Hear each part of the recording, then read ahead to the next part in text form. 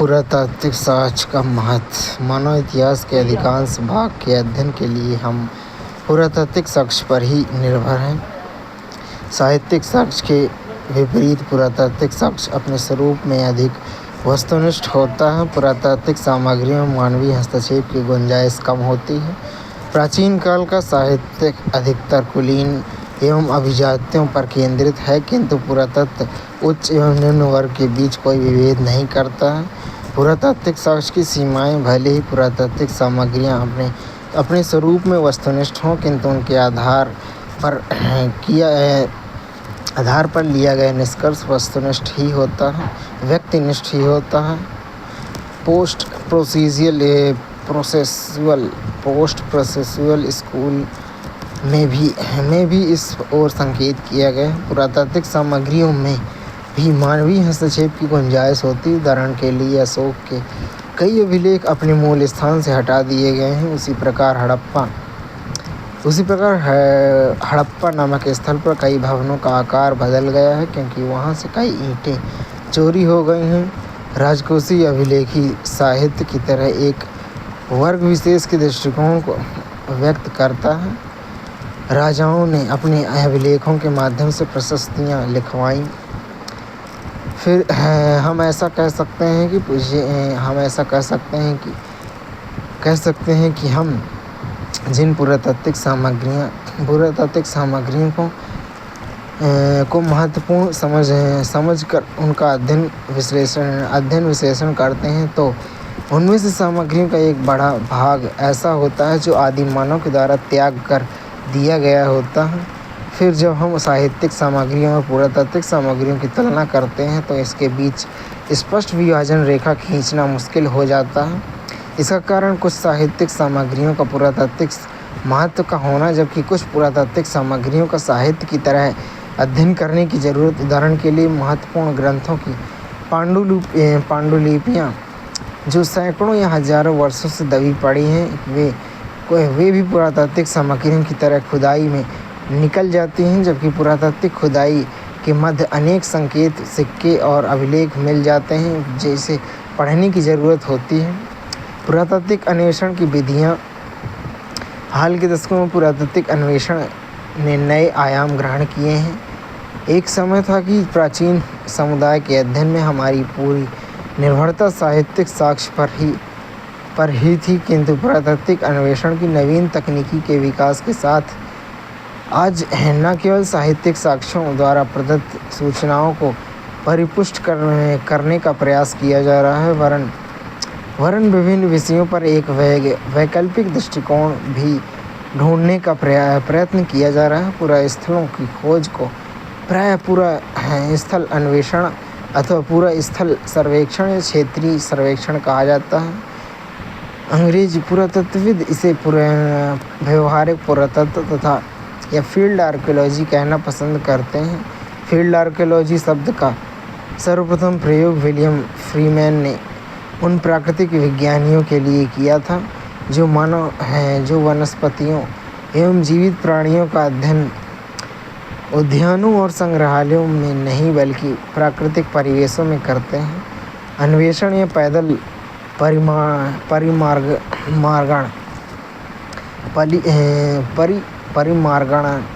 परिमार्गण से लेकर छायांकन, एरियल फोटोग्राफी तथा चुंबकीय परीक्षण, मैग्नेटिक प्रोस्पेक्टिंग आदि विधियों आजकल पुरातत्व की खोज के लिए अपनाई जा रही हैं। इन विधियों का क्रमशः विकास हुआ है। प्रारंभिक पुरास्थलों की जानकारी आकस्मिक खोज तथा अन्वेषण के आधार पर होती थी। यह कार्य योजनाबद्ध ढंग से नहीं किया जा रहा था।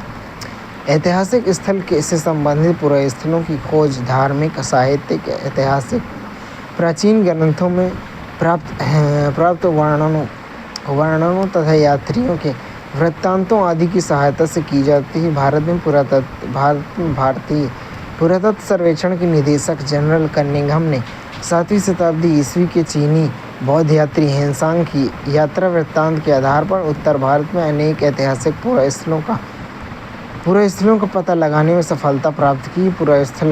पुरातात्विक खोज के लिए भी उचित प्रशिक्षण की ज़रूरत होती है, जिस काल विशेष से संबंधित पुरास्थलों की खोज करने का लक्ष्य हो। लक्ष्य हो उन्हीं के अनुरूप क्षेत्र का चुनाव किया जा सकता है। पुरापाषाणिक मानव प्रायः पर्वतीय तथा पठारी क्षेत्रों में निवास करते थे, क्योंकि उनका जीवन फल फूल तथा कंदमूल के संग्रह और जंगली पशुओं के शिकार पर आश्रित था। नवपाषाणिक मानव ने घने वनों से निकलकर अपेक्षाकृत समतल पर्वत की पलहटियों को अपने निवास के लिए चुना था। ऐतिहासिक काल के अधिकांश ग्राम एवं नगर प्रायः नदियों के किनारे मैदानी क्षेत्र में स्थिर होते थे। जहाँ यह बात ध्यान देने योग्य है कि यदाकदा उपर्युक्त कथन में के अपवाद भी देखने को मिलते हैं। उदाहरण के लिए गांगेय क्षेत्र के मैदानी भाग में स्थित उत्तर प्रदेश के प्रतापगढ़ जिले के अनेक स्थलों पर मध्यपाषाण काल के पुरास्थलों की खोज की गई है। पुरास्थलों की खोज का कार्य बहुत सरल कार्य नहीं है। पुरास्थलों को खोजने की विधियों को प्रमुख 2 वर्गों में विभाजित किया जा सकता है: परंपरागत पुरातात्विक विधि पद्धति, वैज्ञानिक पद्धति। परंपरागत पुरातत्व विधि में आकस्मिक खोज, चांस डिस्कवरीज, तलचित्र संकेत, सरफेस इंडिकेशंस, साहित्यिक विवरण, लिटरेरी अकाउंट्स। आकस्मिक खोज मानव के क्रियाकलापों के परिणाम स्वरूप अथवा प्राकृतिक कारणों से जब किसी पुरातत्व के विषय में अनायासी जानकारी हो जाती है तो इसको आकस्मिक खोज की संज्ञा दी जाती है। अनेक महत्वपूर्ण एवं प्रसिद्ध पुरास्थल इसी प्रकार के प्रकाश में आए। भारत के पुरातत्व में बहुचर्चित ताम्र निधियाँ, कॉपर हॉर्ड्स आकस्मिक ढंग से सही समय पर प्रकाश में आती रही हैं। तलचित्र संकेत मानव के आवास एवं अन्य क्रियाकलापों के संकेत चिन्ह पुरास्थलों की ऊपरी सतह पर कभी कभी बिखरे हुए मिल जाते हैं। प्रागैतिहासिक पुरापाषाणिक स्थलों पर मानव निर्मित एवं प्रयुक्त पाषाण के औजार एवं उपकरण विकीर्ण मिलते हैं। यदाकदा ऐसे उपकरण के साक्ष्य जानवरों की अस्थियां भी उपलब्ध हो जाती हैं। साहित्यिक विवरण में किसी देश के प्राचीन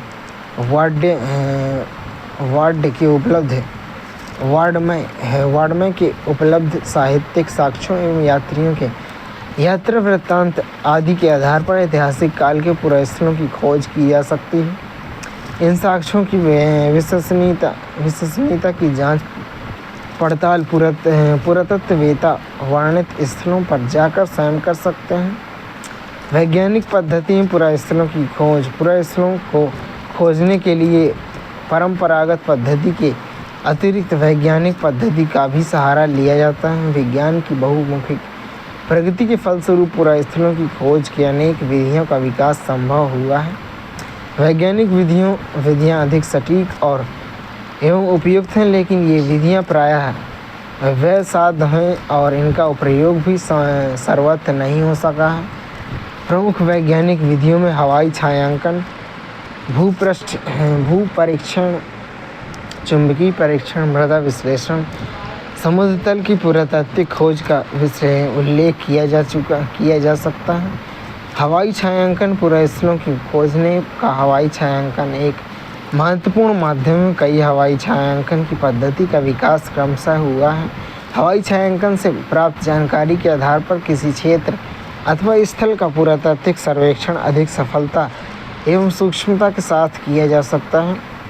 समतल एवं चौरस पुरातात्विक स्थल जो सामान्यतः दृष्टिगोचर नहीं होते हैं, उनका हवाई छायांकन के द्वारा ज्ञान प्राप्त किया जा सकता है। सैटेलाइट के माध्यम से प्राप्त चित्रों द्वारा पुरातात्विक अनुसंधान कार्य और अधिक आसान हो सकता है। इस प्रकार हवाई छायांकन तथा सैटेलाइट छायांकन पुरास्थलों को खोजने के अत्यंत महत्वपूर्ण माध्यम सिद्ध हो रहे हैं।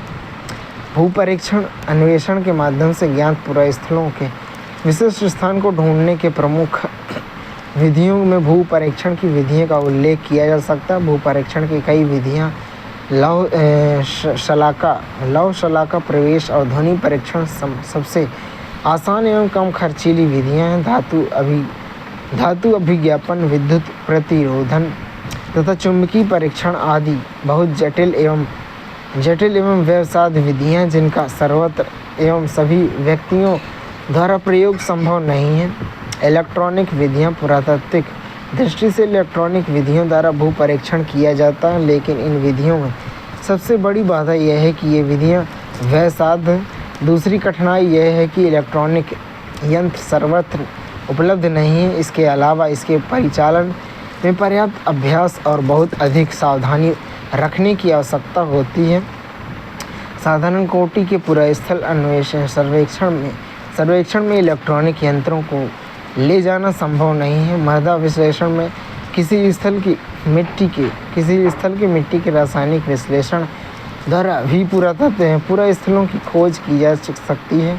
मानव के आवास परिणाम स्वरूप किसी स्थान की मिट्टी में प्राकृतिक रूप से विद्यमान फास्फोरस, नाइट्रोजन, कैल्शियम की मात्रा की वृद्धि हो जाती है। इन तत्वों की मात्रा का विश्लेषण करके पुरास्थलों की विषय में जानकारी प्राप्त की जा सकती है। सागर तल सर्वेक्षण भूमध्य सागर में यूनान और इटली के तटों के पास समुद्र में डूबे हुए प्राचीन जहाज़ों तथा उनमें लदी हुई पुरानिधियों की खोज निकालने से पुरातत्ववेताओं को आशातीत सफलता प्राप्त हुई है।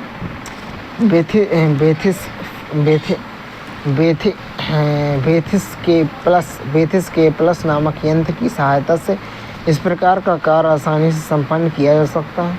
इस प्रकार उपयुक्त विवरण से स्पष्ट है कि पुरास्थलों की खोज की विधियों में निरंतर प्रगति हो रही है। परंपरागत विधियों में आवश्यक सुधार एवं यथेष्ट परिष्कार किए जा रहे हैं। इसके अलावा पुरास्थलों की खोज के कार्य में विज्ञान ने भी उल्लेखनीय योगदान दिया है।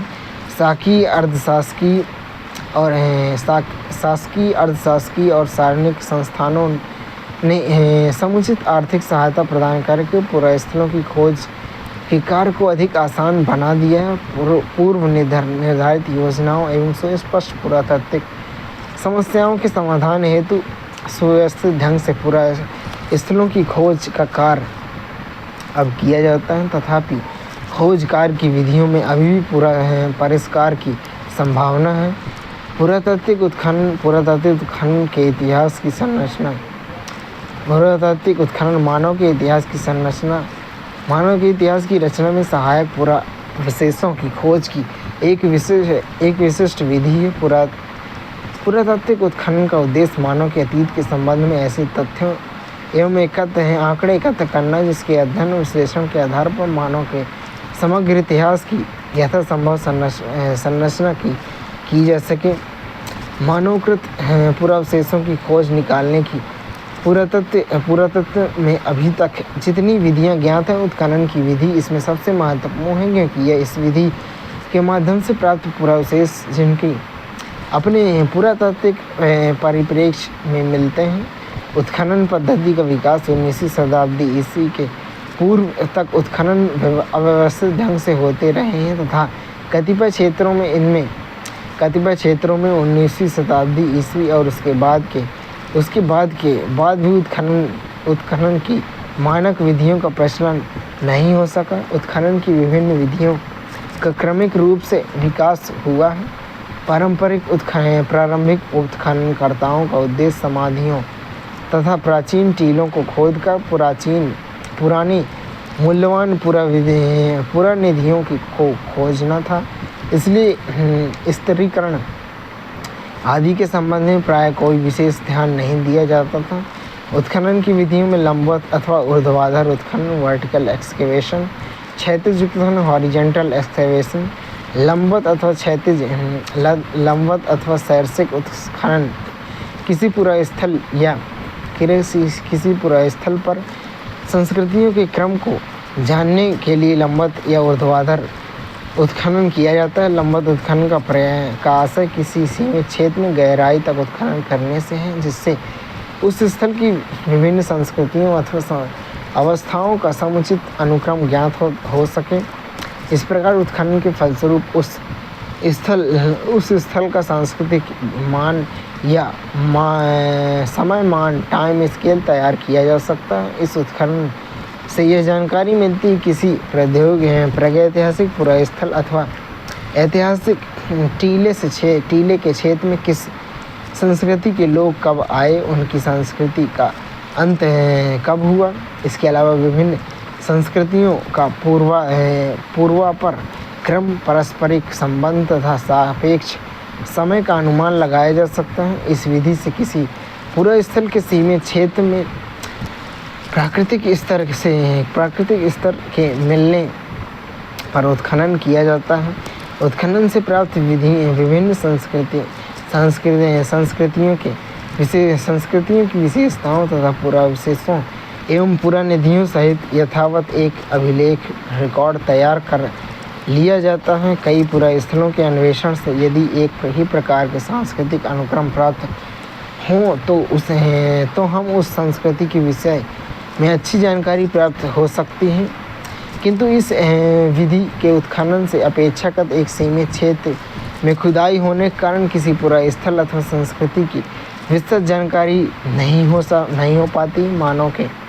मानव समाज के अनेक पक्षों जैसे कि आर्थिक और प्रशासनिक आदि के विषय में यथेष्ट जानकारी नहीं मिल पाती है। क्षैतिज उत्खनन, लंबवत या ऊर्ध्वाधर उत्खनन से जब किसी संस्कृति अथवा पुरास्थल का अनुक्रम ज्ञात हो जाता है तब उसके समग्र स्वरूप के विषय में जानकारी प्राप्त करने की जिज्ञासा उत्पन्न होती है। तो तकनीकी, आर्थिक, सामाजिक तथा धार्मिक दशा की विस्तृत जानकारी प्राप्त करके उस संस्कृति को जीवंत बनाया जा सकता है। किसी संस्कृति की विस्तृत एवं यथेष्ट जानकारी प्राप्त करने के लिए पुरास्थल का क्षैतिज विधि से उत्खनन किया जा सकता है। मार्टिमर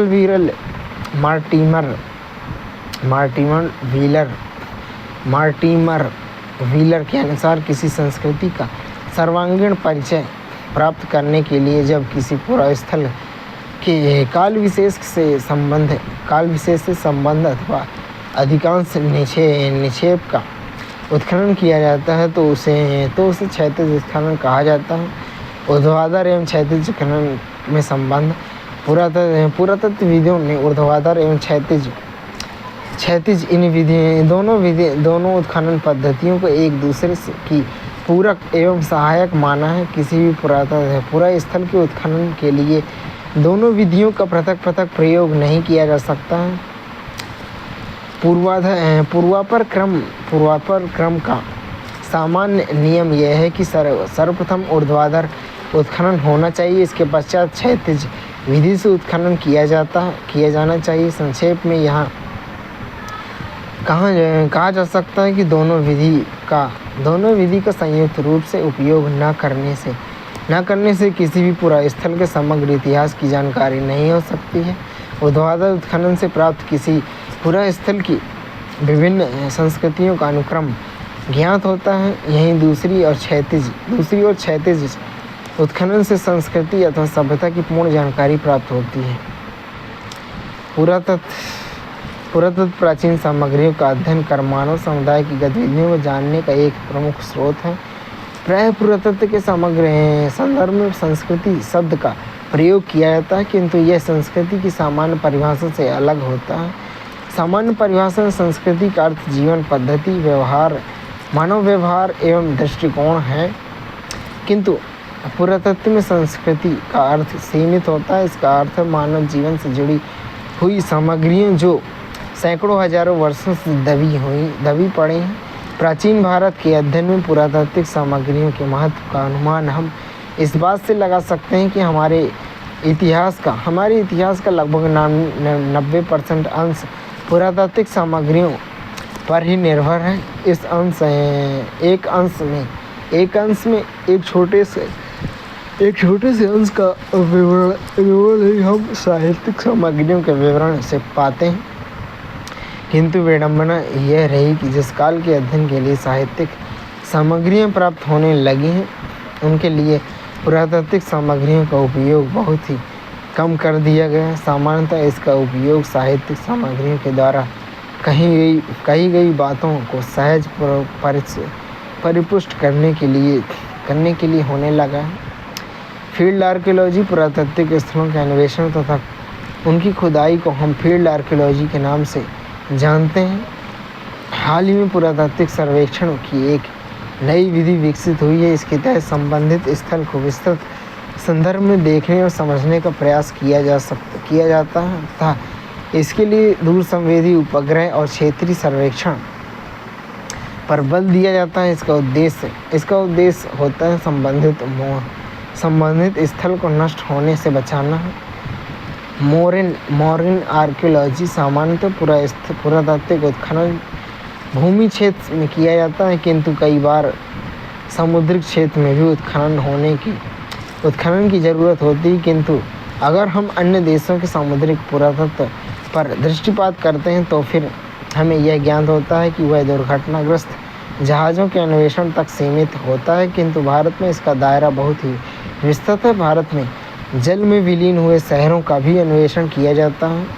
उदाहरण के लिए गुजरात की द्वारका तथा बेट द्वारका में समुद्र तल के नीचे नगरों के अवशेष मिले हैं। पुरातात्विक अन्वेषण में वैज्ञानिक तकनीकी का प्रयोग पुरातत्वविद अपने अन्वेषण की प्रक्रिया में विभिन्न वैज्ञानिक विधियों का प्रयोग करते हैं। अनेक वस्तुओं का काल निर्धारण प्रत्यक्ष या अप्रत्यक्ष रूप से कार्बन 6 के सिद्धांत पर आधारित होता है। इसमें से एक है C14 या रेडियो कार्बन डेटिंग। इसके अतिरिक्त कुछ अन्य तरीके भी मौजूद हैं जिन्हें हम निम्न रूप में जानते हैं: luminescence, potassium Oregon, electronic spin resonance, uranium series, fission track dating.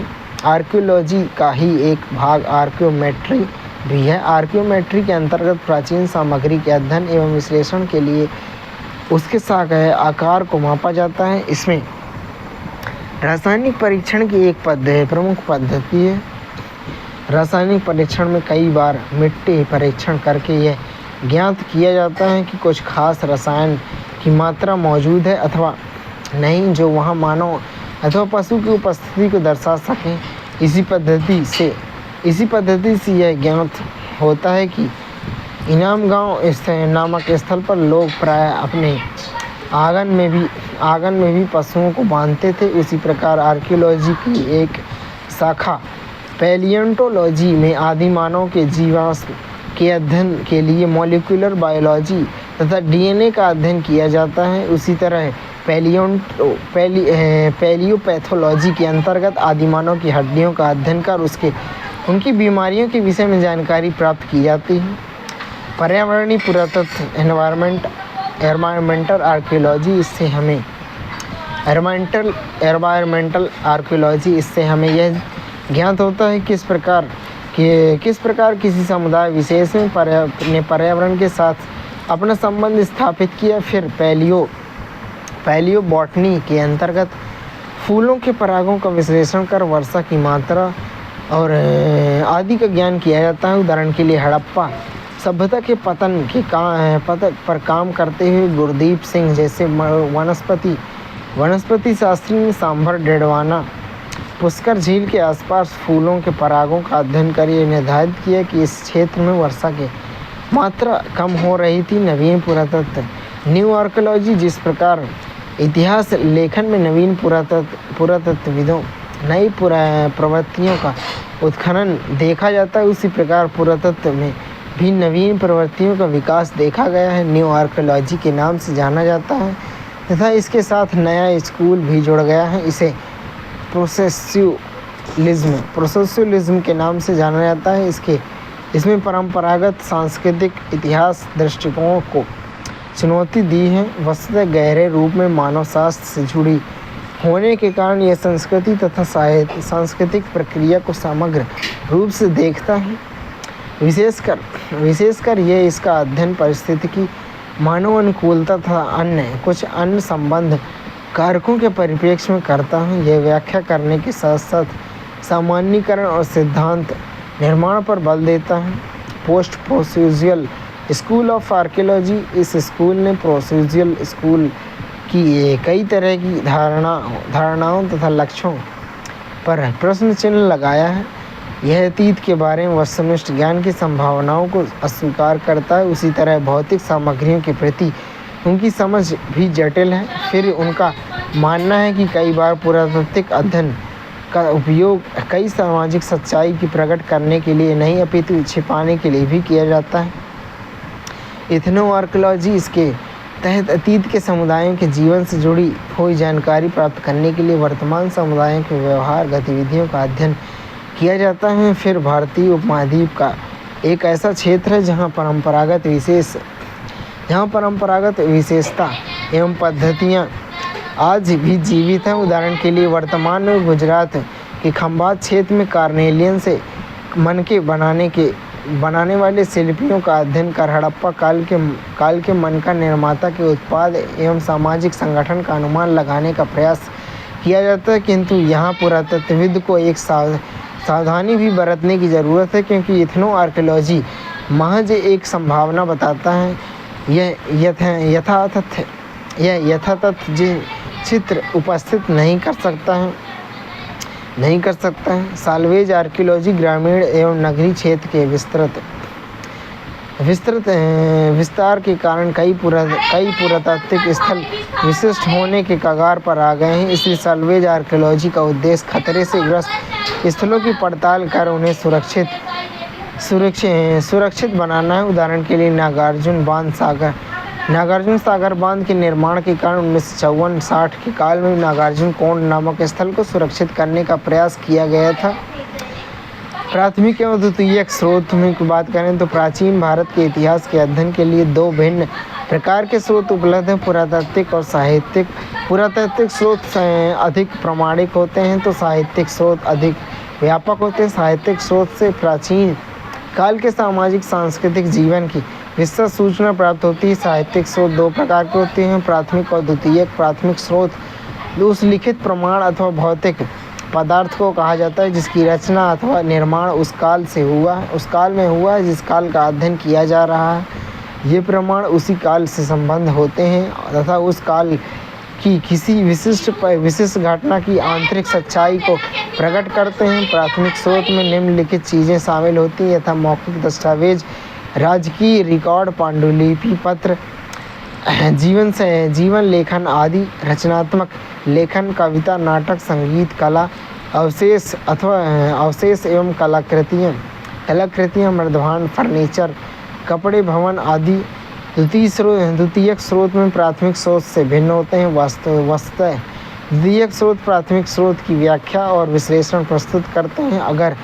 अगर एक तरह से देखा जाए तो द्वितीयक स्रोत प्राथमिक स्रोत से एक अथवा कई कदम अलग होता है। द्वितीयक स्रोत में प्राथमिक स्रोत के चित्र अथवा उदाहरण हो सकते हैं। द्वितीयक स्रोत में पुरातत्व पुस्तक, आलोचक, टीकाएँ अथवा आदि शामिल होते हैं। प्राथमिक स्रोत शोधकर्ताओं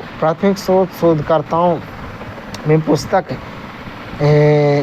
द्वितीयक स्रोत में पुस्तक, आलोचक, टीकाएँ आदि होती। प्राथमिक स्रोत शोधकर्ताओं को अपरिवर्तित अथवा मौलिक सूचनाओं तक पहुंचाता है। प्राथमिक स्रोत शोधकर्ताओं से ये अपेक्षा करते हैं कि वे मौलिक स्रोत से अंतर्क्रिया कर आवश्यक सूचना प्राप्त करें। दूसरी तरफ द्वितीयक स्रोत प्राथमिक स्रोत का संपादित और एवं परिवर्तित संस्करण होता है। ये संबंधित विषय पर किसी अन्य के विचार प्रस्तुत करते हैं। छात्र और शोधकर्ताओं के लिए दोनों प्रकार के स्रोत का महत्व है। प्राचीन भारत में अध्ययन के स्रोत के रूप में कविता, ऐसा माना जाता है कविता मानव संवेदना की भाषा होती है जो गद्य विचारों की। प्राचीन काल के लेखकों ने मानव संवेदनाओं को अभिव्यक्त करने वाली उत्कृष्टतम रचनाएं छोड़ी हैं। वैसे तो वेद उपनिषद काव्य रचनाएं ही हैं। सामवेद को भारतीय संगीत शास्त्र पर प्रारंभिक कृति मानी जाती है, फिर भी गुप्त काल तक आकर हमें संस्कृत साहित्य की उत्कृष्टतम काव्य कृतियाँ कालिदास की रचनाओं में मिलती हैं। उदाहरण के लिए मेघदूतम, ऋतुसंहार, कुमार संभव, रघुवंशम। प्राचीन काल की काव्य रचनाएं केवल मानवीय संवेदना एवं सौंदर्य अभिरुचि को व्यक्त नहीं करती हैं, अपितु उनमें समकालीन अर्थव्यवस्था, समाज, संस्कृति भी अभिव्यक्त हुई हैं। उदाहरण के लिए अगर वेद 1500 ईसा पूर्व तथा एवं 500 ईसा पूर्व के बीच के काल का इतिहास जानने का प्रमुख स्रोत हैं, तो उपनिषद 6वीं सदी ईसा पूर्व के पश्चात के भारतीय समाज, धर्म, दर्शन के विकास पर प्रकाश डालते हैं। आगे धर्मशास्त्र भारतीय समाज की विशेषता को ब्राह्मणवादी दृष्टिकोण से अभिव्यक्त करता है। उसी प्रकार मनुस्मृति, याज्ञवल्क्य स्मृति एवं अन्य अनेक काल के सब अपने अपने जैसन खाओ तो खा लेते, चाट खा लेते।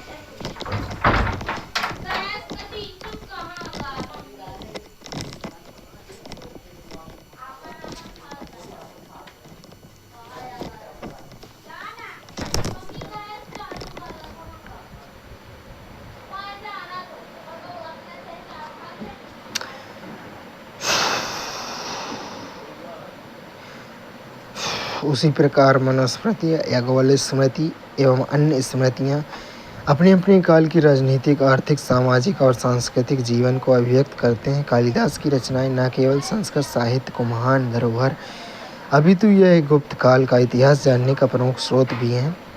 विज्ञान, प्राचीन काल के लोग जैसे कि मैक्स मूलर जैसे प्राच्यविदों ने सिद्ध करने का प्रयास किया है कि केवल धर्म और अध्यात्म में ही डूबे हुए नहीं, अपितु सिद्ध करने का प्रयास किया था कि केवल धर्म अथवा अध्यात्म में ही डूबे हुए नहीं रहे थे, अपितु उन्होंने विज्ञान के क्षेत्र में भी काफ़ी प्रगति की थी। सर्वप्रथम अथर्ववेद से हमें यह सूचना मिलती है कि औषधि शास्त्र के क्षेत्र में वैदिक आर्यों को रुचि थी। आगे जीवक की कथा से हमें यह ज्ञान होता है कि चिकित्सा के क्षेत्र में प्राचीन भारत के लोगों द्वारा निरंतर योगदान दिया जा रहा है। लगभग दूसरी सदी ईसा पूर्व में चरक संहिता को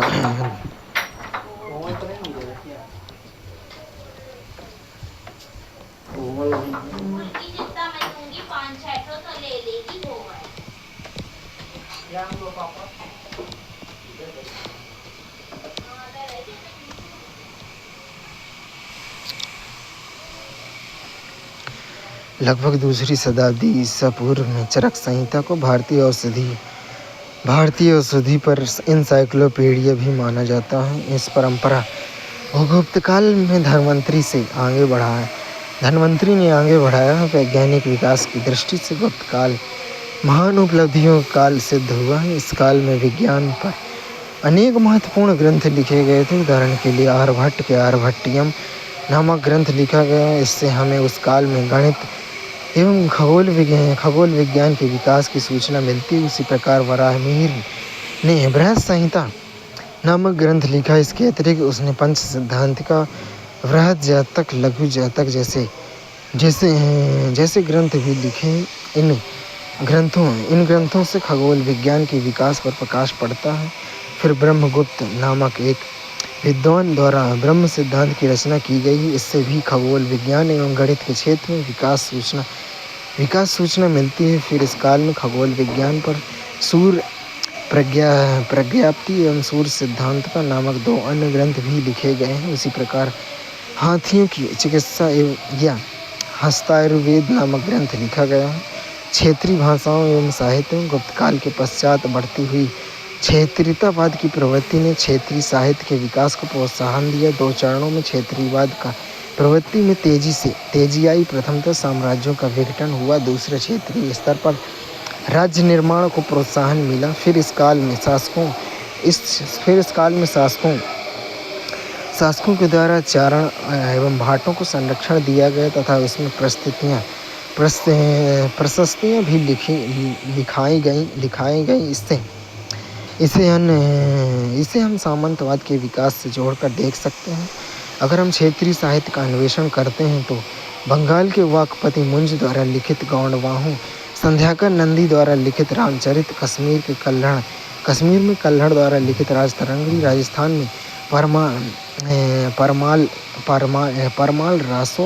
परमाल रासो, बीसल देव रासो, पृथ्वीराज रासो आदि की गणना की जा सकती है। क्षेत्रीय साहित्य का महत्व इस बात में है कि इसने क्षेत्रीय विकास का एक विस्तृत विवरण दिया है। इसमें भारतीय इतिहास लेखन संबंध हुआ है, किंतु इसका नकारात्मक पक्ष यह है कि क्षेत्रीय लेखकों ने अपने लेखन में कई स्थलों पर संकीर्णता दिखाई।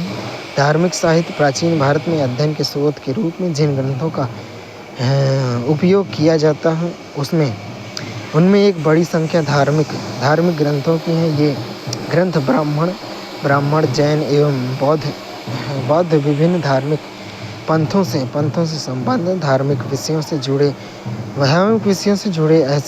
जुड़े होने के बावजूद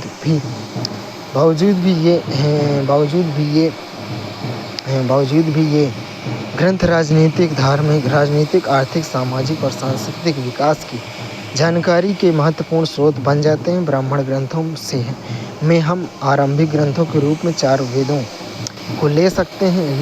इन ग्रंथों में हमें 15वीं शताब्दी ईसा पूर्व से 5वीं शताब्दी ईसा पूर्व तक के काल की महत्वपूर्ण घटनाओं की जानकारी मिलती है। उनसे आगे की घटनाओं की जानकारी बाणभट्ट, ब्राह्मण ग्रंथ, आरण्यक, उपनिषद जैसे ग्रंथों से, जिनकी रचना वैदिक साहित्य के अंतर्गत की जाती है, प्राप्त होती है। तत्पश्चात हम स्मृति साहित्य का सहारा लेते हैं। इसमें 6 वेदांग सूत्र साहित्य शामिल है। ब्राह्मण साहित्य में रामायण, महाभारत 2 महत्वपूर्ण काव्य हैं जो राजनीतिक, सामाजिक एवं सांस्कृतिक जीवन की जानकारी प्राप्त करने का प्रमुख स्रोत भी हैं। ये महाकाव्य लगभग 4वीं सदी ईसा पूर्व के काल के विकास से आरंभ होते हैं। इसमें सिंधु गंगा विभाजक क्षेत्र एवं ऊपरी गंगा घाटी से जुड़ी हुई घटनाओं की जानकारी मिलती है। इन दोनों महाकाव्यों का परस्पर संबंध रहा था तथा दोनों एक समान सामाजिक सांस्कृतिक परिवेश से जुड़े हुए थे, क्योंकि एक तरह महाभारत में वाल्मीकि के जिक्र मिलता है, तो वहीं दूसरी तरफ रामायण में राजा परीक्षित, हस्तिनापुर आदि का उदाहरण मिलता है। आगे धार्मिक साहित्य में पुराण का विशेष महत्व। पुराण का राजनीतिक वंशावलियों स्पष्ट करने में निरंतर प्रयोग होता रहा है। हालांकि इन ग्रंथों में मिथक के इतिहास को निकालना थोड़ा कठिन है, क्योंकि पुराण सृष्टि के निर्माण और पुनर्निर्माण से आरंभ होता है। युग, महायुग, मनवंतर, कल्प में समय की गणना करता है। फिर भी कुछ पुराण ऐसे हैं जिनका अध्ययन स्रोत के रूप में अधिक महत्व। उदाहरण के लिए वायु पुराण, ब्रह्मानंद पुराण, हरिवंश पुराण, मत्स्य पुराण, विष्णु पुराण। इन पुराणों में प्राचीन कुछ महत्वपूर्ण राजवंशों तथा हर्यक, शिशुनाग, नंदवंश, शुंगवंश, कण्वंश, आंध्र सातवाहन वंश की चर्चा मिलती है। हाल के विद्वानों ने द्वारा पुराणों के विश्लेषण के लिए आर्थिक सामाजिक दृष्टिकोण अपनाया है। ब्राह्मण साहित्य में समांतर बौद्ध जैन साहित्य का भी विकास हुआ है। आरंभिक बौद्ध जैन साहित्य क्रमशः पाली और प्राकृत में लिखे गए थे, ये किंतु आगे चलकर इनकी रचना संस्कृत में भी प्रयोग होने लगा। पाली और प्राकृत का प्रयोग जनसामान्य से इन भाषाओं के जुड़ाव, पाली प्राकृत भाषा जनभाषा के रूप में साहित्य को जनसामान्य से जोड़ देती है। बौद्ध तथा जैन पंथों के द्वारा पाली और प्राकृत का प्रयोग जनसामान्य से इन भाषाओं के जुड़ाव के कारण हुआ है। पाली ग्रंथों के त्रिपिटक महत्वपूर्ण है, जबकि जैन में 12 अंग का जिक्र कर सकते हैं, जिनमें 11 अंग प्रकाश में आए हैं। इन ग्रंथों में प्राचीन काल की आर्थिक, सामाजिक, सांस्कृतिक अवस्था पर प्रकाश पड़ता है। इतना ही नहीं, इतना तक कि इससे कुछ महत्वपूर्ण शासक राजवंशों की भी सूचना मिलती है। निश्चय ही जैन ग्रंथों की तुलना में बौद्ध ग्रंथ अधिक महत्वपूर्ण सिद्ध हुए हैं। सबसे बढ़कर इन ग्रंथों में जनसामान्य का दृष्टिकोण और चेतना व्यक्त हुई, जबकि संस्कृत ग्रंथों में अभिजात लोगों के जीवन की झलक मिलती है। फिर भी अध्ययन के स्रोत के रूप में धार्मिक स्रोतों की अपनी सीमाएं रहीं। धार्मिक ग्रंथों के लेखक इस बात के प्रति अधिक प्रतिबद्ध दिखते हैं कि किस प्रकार अपने धार्मिक दृष्टिकोण के औचित्य सिद्ध और स्थापित किया जा सके। इसलिए वे तथ्यों को तोड़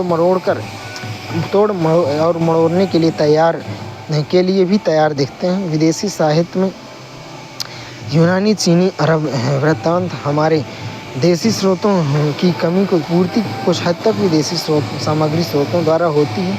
विदेशी स्रोत के रूप में हम यूनानी, रोमन, चीनी और अरब स्रोतों की गणना करते हैं। आरंभिक यूनानी लेखकों ने सर्वप्रथम हेरोडोटस ने भारत का जिक्र किया था। कहीं न कहीं ईसा 5वीं शताब्दी ईसा पूर्व से ही यूनानी अध्ययन स्रोत में भारत का उल्लेख मिलता है। फिर सिकंदर के साथी इतिहासकारों ने रियाकस, एरिस्टोबुलस, कार्टियस आदि ने उत्तर पश्चिम भारत में जीवन पर प्रकाश डाला। अगर एक तरह से देखा जाए तो भारत के संदर्भ में यूनानी विवरण ने प्राचीन भारत में के इतिहास लेखन की आधारशिला निर्मित कर दी। वस्तुतः यूनानी लेखकों ने चंद्रगुप्त मौर्य के लिए सेंड्रोकोटस संबोधन का प्रयोग किया है। जब एक आधुनिक ब्रिटिश विद्वान विलियम जोन्स ने सेंड्रोकोटस की पहचान चंद्रगुप्त मौर्य से कंधरी कर दी तो फिर वे भारतीय इतिहास में गुत्थियां सुलझ गईं। साहित्यिक सामग्रियों का दृष्टिकोण कहीं अधिक व्यक्तिनिष्ठ होता है। दूसरे शब्दों में किसी घटना के विवरण में लेखक का निजी दृष्टिकोण उभर कर आता है। धार्मिक साहित्य इस प्रकार के धार्मिक पूर्वाग्रह का शिकार होता है। विदेशी विवरण में त्रुटियां बनी रहती हैं क्योंकि भारतीय परिस्थितियों की समझ न होने के कारण विदेशी लेखक तथ्यों का एक अवास्तविक चित्र उपस्थित कर देते हैं। उपयुक्त सीमाओं को देखते हुए साहित्यिक सामग्रियों की समानता पुरातात्विक सामग्रियों का महत्व भी स्पष्ट हो जाता है।